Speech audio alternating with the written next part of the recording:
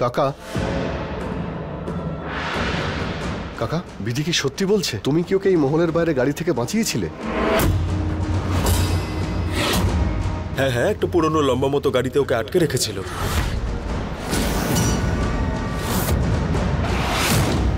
আমি তো ওকে মুক্ত করেছি। ও বেচারি তো নিঃশ্বাসও নিতে পারছিল না। তারপরে আমি জল আনতে গেলাম, ফিরে এসে দেখলাম যে না তো গাড়ি ছিল আর না তো।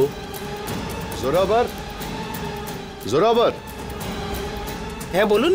ওই লম্বা পুরনো গাড়িটা কোথায়?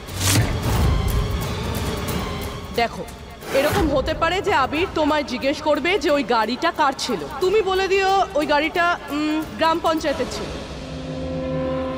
এই নাও। ওই গাড়িটা তো গ্রাম প্রধানের ছিল। গ্রামের লোকজন তো ওই গাড়িটা সাথে করে নিয়ে চলে গেছে। আপনি মিথ্যে কথা কেন বলছেন? আপনি নিজে আমাকে ওই গাড়িতে বন্দি করেছিলেন, হাত মুখ বেঁধে।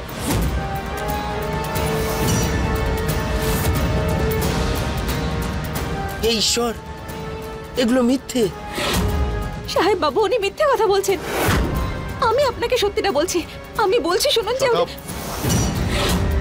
তুমি তো দেখছি খুব চালাক।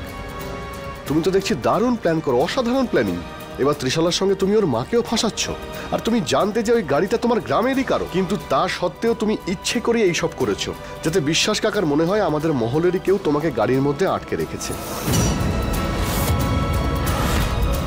আবির দাদা ঠিক বলছে, একদম ঠিক বলছে। গ্রামের প্রধান আর তার লোকেরা আমাদের সঙ্গে হাতাহাতি করেছে। বলছিল যে ওখানে বিধি শেষ কথা। না, আর ত্রিশালাকে তো বিধি দেখে নেবে। এই মেয়েটা আর ওই গ্রামের প্রধান আর ওই গ্রামবাসীরা সবাই যুক্ত। হয়ে গেছে তোমার মিথ্যে গল্প। এই যে তুমি চেষ্টা করছো না মহান হওয়ার, এসব যা কিছুই হয়েছে তুমি করেছো। আমাকে আমার ঘরে যে মারতে এসেছিল সেও নিশ্চয়ই তোমার গ্রামেরই কেউ হবে। তাই এইসব যা কিছুই হচ্ছে তুমিই করছো। Very well plan. আর তুমি আমাকে বাঁচাতে এখানে এসেছিলে, টাকার জন্য তো আসোনি। সাহেব বাবু,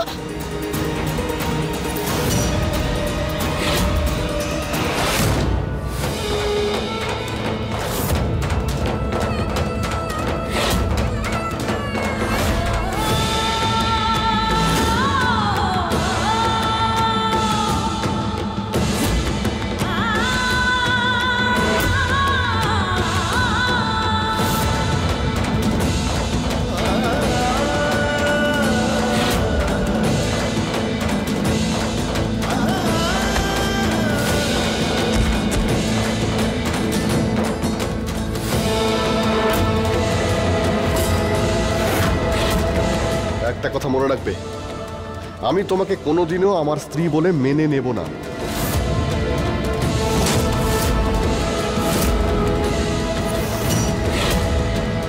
আবির শুধুমাত্র ত্রিশালার আর শুধু ত্রিশালারই থাকবে।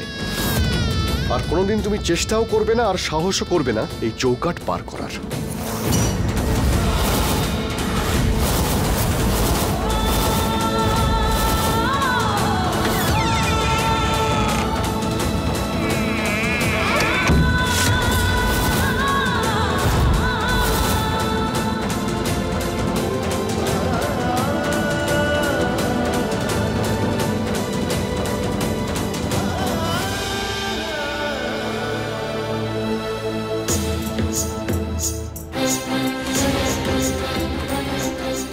সাহেব বাবু ঠিকই বলছেন। এই বাড়িতে আমার কোনো স্থান নেই।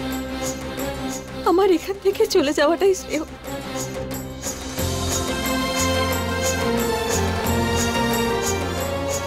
বড় বড় কথা বলিস না বিধি। তার মানে আমার চোখে তুই লঙ্কা ছিটিয়েছিলিস। যদি আমি এখান থেকে চলে যাই তাহলে গ্রামবাসীরা,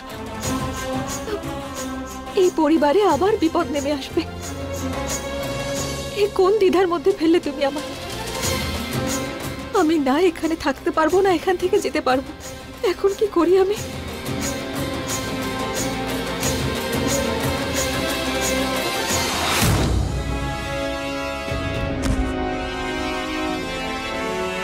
ত্রিশালা, ত্রিশালা তুমি এটা কি করছো? তুমি প্লিজ কেঁদো না। ত্রিশালা প্লিজ। কি করে কাঁদবো না আবির? এই মণ্ডপে আমাদের জীবনের নতুন সূচনা হতে চলেছিল, আর এখানে আমার সব স্বপ্ন পুড়ে ছাই হয়ে গেল। এই ফুলগুলো দেখছো তুমি? এই ফুলগুলো শুধু সাজানোর জন্য নয়, এগুলো আমাদের ভালোবাসার চিহ্ন ছিল আবির।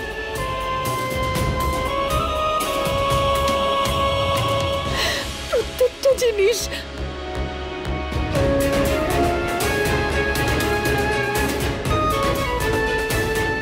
এই ওড়নাটা দেখো তুমি, এই ওড়নাটাতে আমি স্পেশাল অর্ডার দিয়ে জড়ি লাগিয়েছিলাম আমাদের বিয়ের জন্য। কারণ আমি তো ভেবেছিলাম যে আমি এরপর মিসেস আবির তোমার হতে চলেছি, কিন্তু আমারও তোমার এই মণ্ডপে ওই বিধির সাথে বিয়ে হলো, আর আমার সব স্বপ্ন শেষ হয়ে গেল।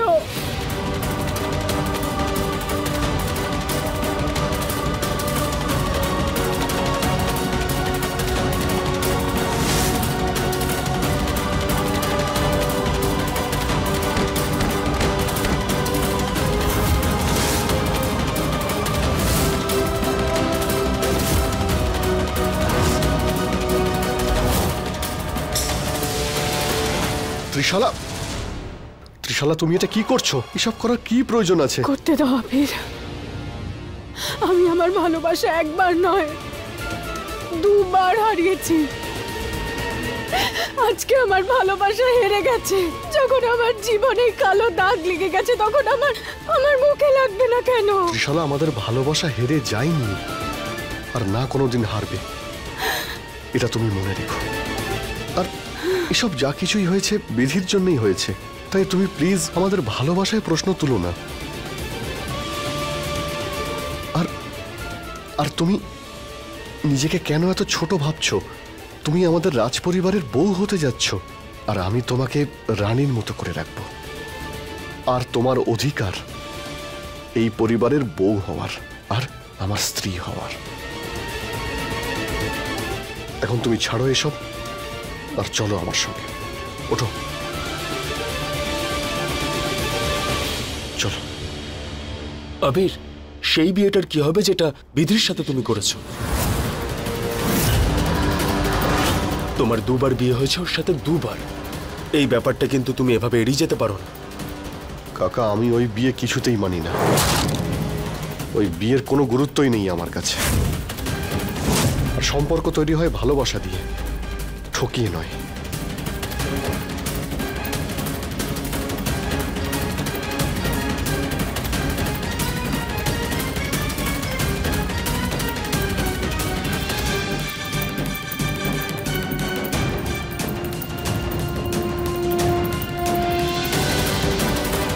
যা হয়েছে ভালোই হয়েছে।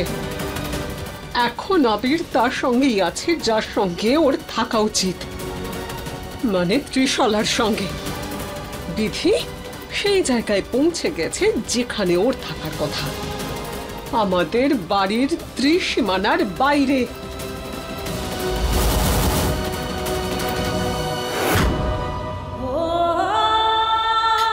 এখন কি করবো আমি?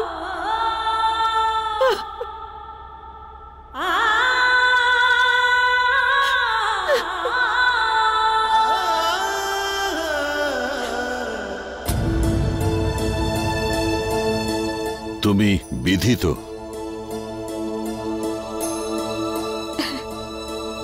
আমি বিধি। বেঁচে থাকো।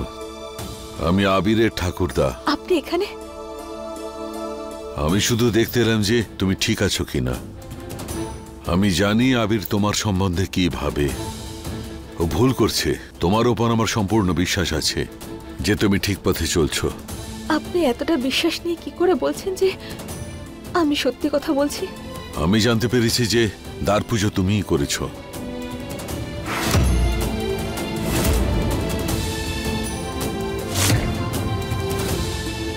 আর তোমার হাতের ছাপই ভানু দিদির হাতের ছাপের সঙ্গে হুবহু মেলে।